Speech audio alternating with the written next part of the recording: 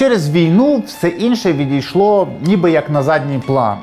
Це можна побачити і по нашому каналу. До війни там були переважно антикорупційні журналістські розслідування.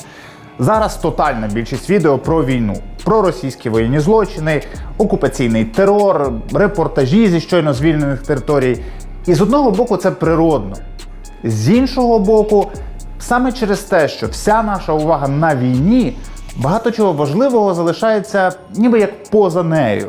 У цьому відео ми хочемо поговорити про низку важливих і резонансних кримінальних проваджень, про які багато говорили до 24 лютого. Деякі з них, прямо серйозно збурювали українське суспільство. А що з ними зараз? Що з ними відбувалося у той час, поки ніхто за ними не стежив? У цьому відео ми поговоримо і про Трухіна. Як, до речі, ваша справа? Какая? З приводу... А моего дела нету. І про Киву. Я маленький гвинтик. І про Шефіра. Я рад, что у кого-то или не получилось, или получилось. І про Дубневича. Мій друг – це людина, яка не хоче з вами говорити. І ще про багатьох інших. Поїхали!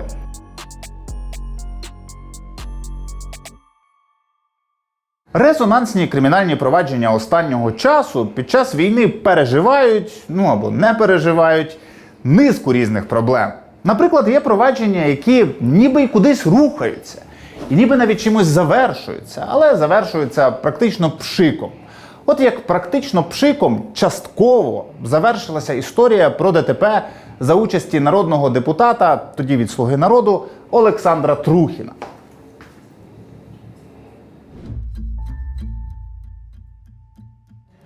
23 серпня минулого року на Бориспільському шосе під Києвом трапилося ДТП за участі нардепа Трухіна, в якій постраждало щонайменше 6 осіб. Серед них, наприклад, керівник комітету арбітрів Української асоціації футболу, колишній італійський рефері Лучано Лучі.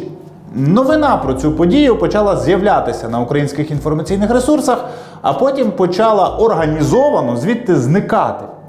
Оця інформаційна зачистка і перетворила достатньо банальну історію на скандал. До того ж з'являлася інформація про те, що за кермом автомобіля, який спричинив ДТП, був сам нардеп Олександр Трухін.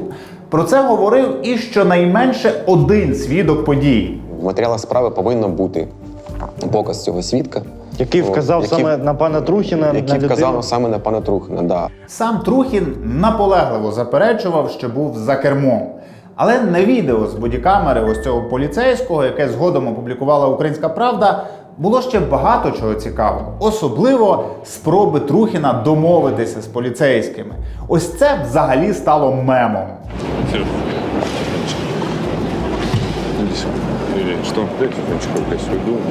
А ось це аж дуже скидалося на спробу підкупити поліцейського, тобто на цілком собі завершений злочин. Я на всякий случай загружу вам 150. Оставите себе. Просто как бонус. Ты понимаешь, что камера снимает? Ты себя накручиваешь. 150 вот это конфет, шоколада, печенье, всего. Вот это то, что мы не нажрали. Трохи раніше на відео Трухін вже розповідав, що у нього в машині є спортивна сумка, в якій лежить 150 тисяч. Давай я пойму. Нет, вы на месте. Нет. Ну, обычная, спортивная. Не надо спортивную сумку. Не надо спортивную сумку. Ничего не надо. 150 тысяч я ушел. Глупости не говорите сейчас вот это вот, без всяких делов. Справа про саму ДТП завершилася достатньо безславно. 9 серпня цього року, майже через рік після ДТП, Дарницький райсуд міста Києва визнав винним у події Віктора Склему, помічника депутата Полтавської облради, нібито він був за кермом. Склему визнали винним у порушенні ПДР, яке призвело до пошкодження транспортних засобів, і зобов'язали сплатити штраф – 850 гривень. Ось і все. Не вижу тут ничего такого. Але отак от зовсім тихонечко в лісу йти Олександру Трухіну все-таки не вдалося. Через місяць, 7 вересня, йому повідомили про підозру НАБУ і спеціалізована антикорупційна прокуратура у зафіксованій на відео спробі підкупу поліцейського. Нещодавно Вищий антикорупційний суд навіть обрав Трухіну запобіжний захід невеличку заставу в розмірі 49 620. Вот это конфеты, шоколада, печенье, всего. Вот это то, что мы не нажрали. Ще одна резонансна, і навіть не просто резонансна, а огидна історія, яка закінчилася просто штрафом, це справа про напад на журналістів програми «Схеми» в приміщенні Державного Укрексімбанку. Ця історія трапилася 4 жовтня минулого року, коли журналісти програми «Схеми» прийшли на інтерв'ю до голови правління Укрексімбанку Євгена Мецгера. Запитання журналістів Мецгеру і його посіпакам не сподобалися, і вони почали буквально нападати на журналістів. Да не надо мне ничего. Ну, бьете. Что происходит? В смысле не бьет? Ну что вы делаете? Скрутили моего оператора. Его скрутил охранник. Нет. Вот он его делает. Второй охранник. Он сейчас сломает руку. Никто ничего не будет. Зачем вы это делаете? Что вы делаете? Ну, мужики, ну так нельзя. Ну так нельзя. І відібрали у них техніку, щоби видалити відеозапис. Вызвоните с айтишниками, вычистите свою работу. Я пока не нашел. Мы хотели с ним связаться. Спершу представники банку заперечували будь-які неправомірні дії зі свого боку. Але потім редакції «Схем» вдалося відновити відео на картці, і воно стало основою для кримінального провадження про перешкоджання журналістській діяльності. Замість повного домашнього арешту обрали для Мецгера лише нічний арешт. Він має перебувати вдома з 22 до 6 ранку. Ну, а потім почалася повномасштабна війна. У квітні з'явилася інформація про те, що Євгена Мецгера, звільненого з Укрексімбанку, збираються призначити заступником міністра економіки. Не призначили, але саме міркування про це, враховуючи побачене на відео, вражало. Ну а вже у вересні Голосіївський райсуд міста Києва таки визнав Мецгера винним у перешкоджанні журналістській діяльності і призначив йому покарання у вигляді штрафу – 3400 гривень. Разом з Мецгером визнали винними двох екс-відповідальних за безпеку Укрексімбанку Ігоря Тельбізова і Олега Осіпова. Попри те, що до статті про перешкоджання журналістській діяльності у них додалася ще стаття про побої і мордування, штрафи вони мають сплатити менші – по 1700 гривень кожен. А ось, до речі, відео, як Ігоря Тельбізова вітали в Укрексімбанку після його короткотривалого поновлення на посаді торік в листопаді.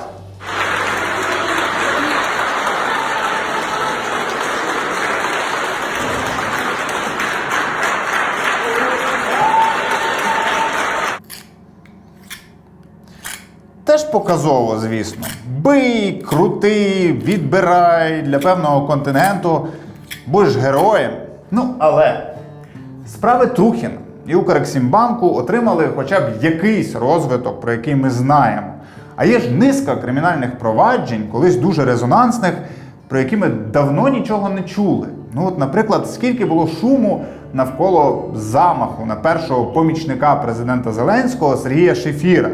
Нагадаю, 22 вересня минулого року під Києвом його автомобіль обстріляли.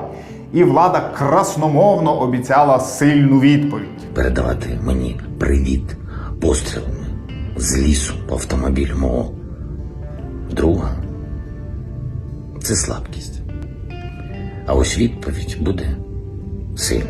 Тодішня генеральна прокурорка Ірина Венедіктова заявила, що цей замах – це виклик українській правоохоронній системі. До розслідування залучили найкраще з найкращого, що у нас є. Підключені до слідчо-розшукових дій найкращі оперативники та слідчі Національної поліції, кінологічна служба, Національна гвардія, яка на даний момент буде прочесувати ту лісову полосу, де відбувся злочин. Ну, ми теж тоді проводили свої слідчі експерименти. Куля, яка влучила в двері, перша вийшла наскрізь, вийшла добряче. Казали, що українським правоохоронцям у розслідуванні має навіть допомагати ФБР. Але згодом ми чули лише про те, що то тут, то там проходять якісь, здавалося б, геть хаотичні обшуки, ледь не у всіх у кого може бути зброя, схожа до тієї, з якої обстрілювали автомобіль Шефіра. А потім ми перестали чути навіть це. Отак нічого і не чуємо досі. Така ж сама публічна мовчанка супроводжує іще одне дуже резонансне кримінальне провадження кінця минулого року про смерть нардепа Антона Полякова. Він помер у жовтні минулого року після того, як потусив з сумнівної репутації бізнесменом і помічником нардепки Анни Скороход Русланом Джамбулатовим.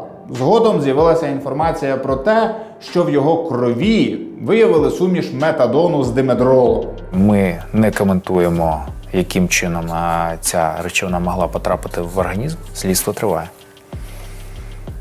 Але ви вже маєте уявлення, чи загалом йдеться про нещасний випадок, чи про умисне вбивство? Про отруєння?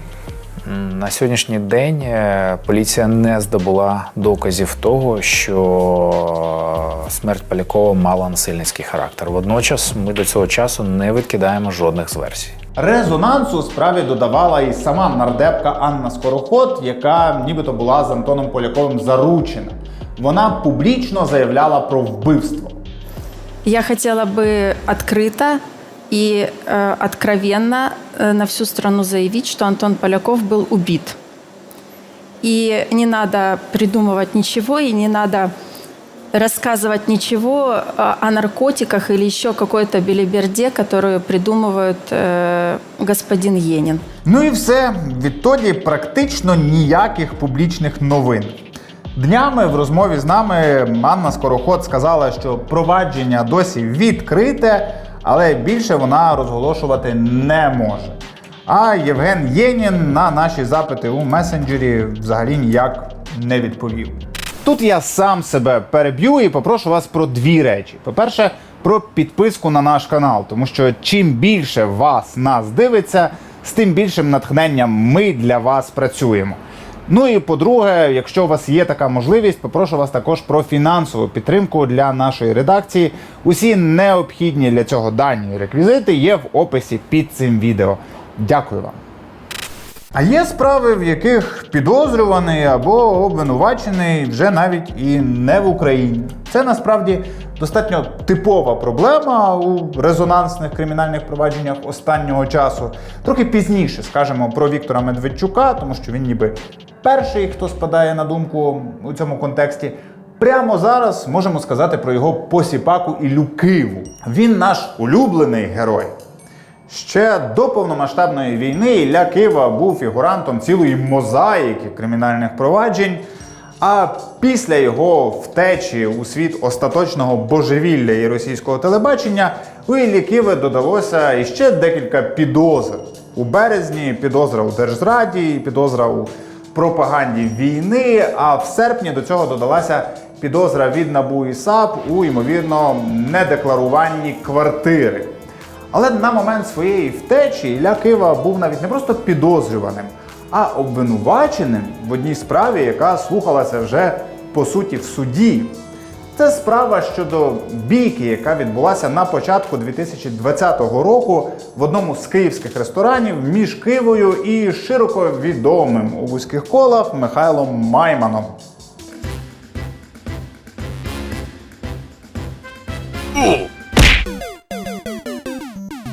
На відео видно, що Киві гарно прилетіло, але, очевидно, від Кивиної голови дісталося і Майману, бо саме щодо завдання йому легких тілесних ушкоджень і відкрито кримінальне провадження.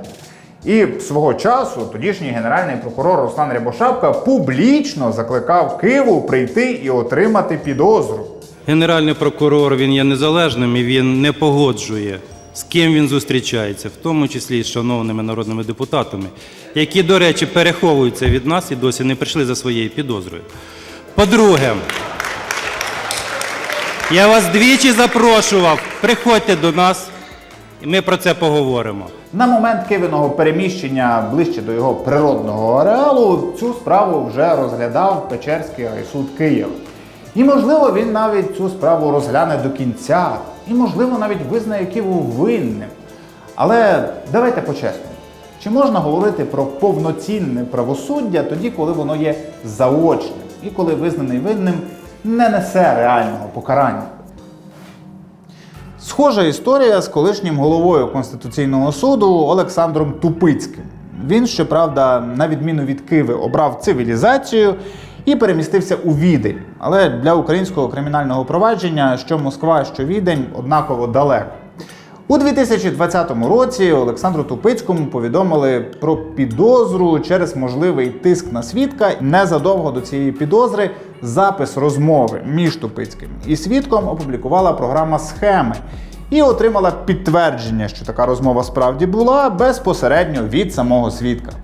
Бізнесмен Владислав Дригер під час спілкування з журналістами підтвердив, що у 2018 році мав зустріч із Тупицьким, під час якої той намагався переконати бізнесмена не давати свідчень проти нього та Віктора Татькова. У липні минулого року Олександру Тупицькому прилетіла ще одна підозра щодо можливих махінацій при електронному підписуванні бухгалтерських документів. Але коли почалася повномасштабна війна, Тупицький раптом опинився у Відні.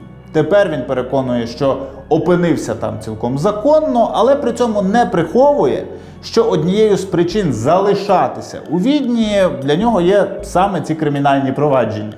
Уявіть собі, що я зараз був би на території України. Скажіть, будь ласка, мене б заарештували? Не знаю. Я думаю, що аж бігом заарештували. Чому? Ну тому що, напевно, я не визнаю вини своєї, я хочу доказати. Але комусь це не хочеться цього.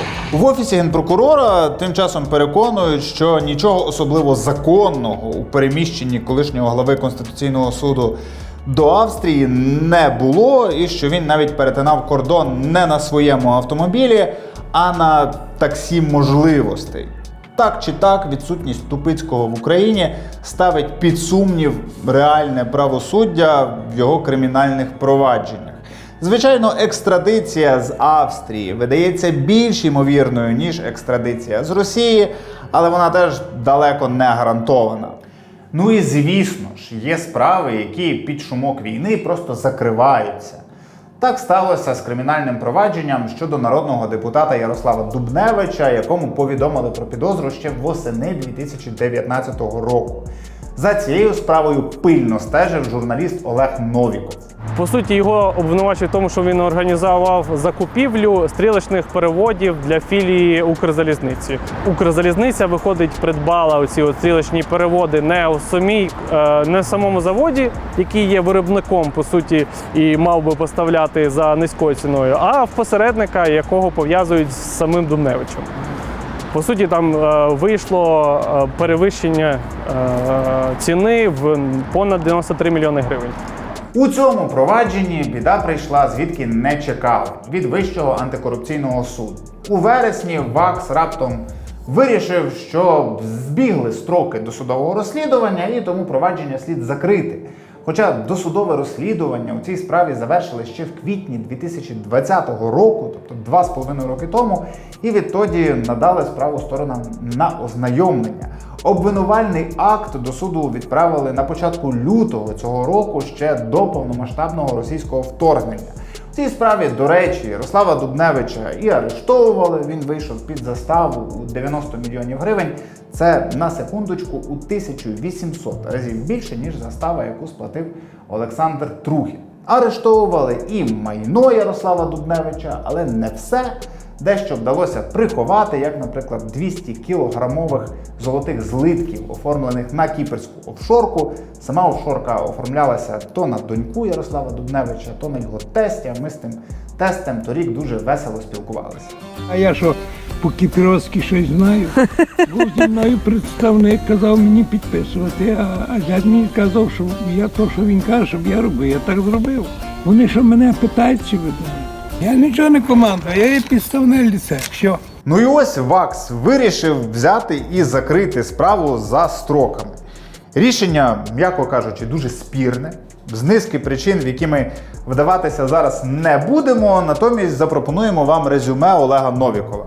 Це доволі дивно, і складається враження, що судді просто не хочуть взагалі це слухати і придумали собі таку можливість закрити цю справу. Спеціалізована антикорупційна прокуратура оскаржила це рішення суду в апеляції. Приблизно у той же час той же ВАКС з тих же сумнівних причин закрив ще одне провадження щодо осіб, яких пов'язують з Ярославом Дубневичем, і це рішення теж оскаржується в апеляції. Так що, звичайно, почекаємо на остаточний вердикт суду, але тенденцію ми бачимо, і вона не хороша. Ну і насамкінець, як ми і обіцяли, про так звану вугільну справу Медведчука-Порошенка. Раніше у наших матеріалах ми досить детально про неї розповідали. Ось коротке резюме. Росія хотіла, щоб Україна купляла вугілля для своїх теплових електростанцій на захоплених окупантами українських територіях, щоб ми завозили окупантам живі гроші. Медведчук кілька місяців домовлявся про це із владою у Києві і домовився. На так званих плівках Медведчука, які ми публікували минулого року, йшлося про те, що за це вугілля частково платили кешем. І що цей кеш ввозили не просто з погодженням, а у співпраці з тодішньою владою. Я вчера вечером говорил с президентом, да, и мы уже ушли там от этих налогов на зарплату. Я говорю, послушай, мы с ними рассчитываемся, они час берут наличными. Ну, это их вопрос. Спершу у цьому провадженні отримав підозру Віктор Медведчук, ну а потім, наприкінці минулого року, і Петро Порошенко. І це викликало великий ажіотаж. Такий великий, що навіть приліт Порошенка в Україну перетворювався на політичну акцію і на політичне шоу.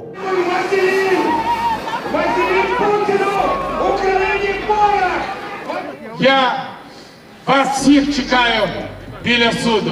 Але зараз це резонансне колись кримінальне провадження, як і провадження щодо замаху на Шефіра чи смерті нардепа Полякова, покрите пеленою публічного мовчання. Схоже на те, що нічого особливого у ньому зараз не відбувається. Так, під час повномасштабної війни Віктор Медведчук загримів у СІЗО, але це було у іншому кримінальному провадженні. Ну а потім він взагалі відправився на обмін, щоб бути поближче до свого лисого посіпаки. Тепер вони нарешті знову разом.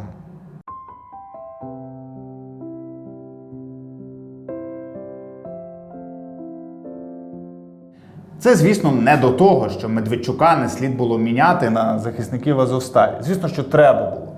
Це до того, що незакритий гештальт все одно залишається.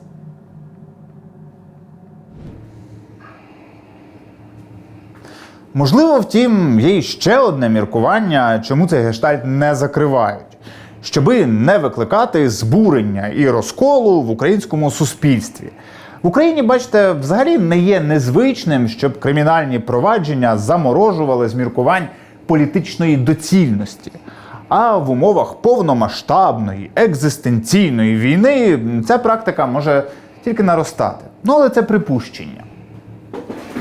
Заради справедливості треба сказати, що не у всіх резонансних провадженнях у нас в умовах воєнного стану біда-біда. Є й позитивні новини.